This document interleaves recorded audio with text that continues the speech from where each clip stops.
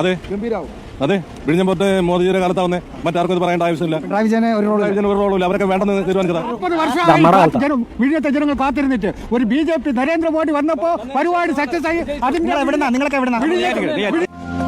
ഈ കുഴിയിലേക്കും കാലം നീട്ടിയിരിക്കുന്ന നരവേഷ വാഴകൾ 10 പൈസയ്ക്ക് വിവരമില്ലാത്ത ഈ കോവർ കഴുതകൾ കാരണം നശിക്കും നാട്. കുണം പിടിക്കില്ല. മോദി എന്നാ ഉണ്ടാക്കിയെന്ന് പറയണേ?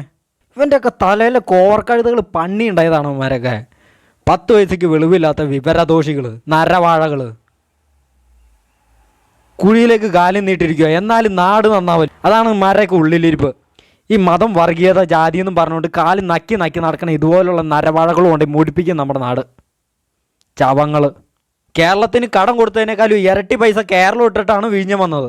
അടിച്ചവൻ്റെയൊക്കെ തല മരവിപ്പിക്കേണ്ട വായി തോന്നണ തോന്നിയാസം വിളിച്ച് പറഞ്ഞതിന് പന്ന കേരളവന്മാർ ഒരു മായിര് ഒന്നും അറിയത്തില്ല. ഇവന്മാർക്കൊന്നും തലയ്ക്കൊന്നും ഒരു സ്ഥിരതയില്ല, വെളിവില്ല, വെള്ളിയാഴ്ചയില്ല.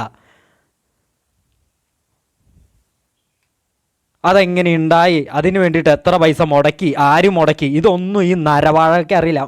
മോദിജിയുടെ കാലത്തല്ലേ ഇത് ഉണ്ടാക്കിയത് എങ്കിൽ അത് മോദിജിയുടെയാണ്.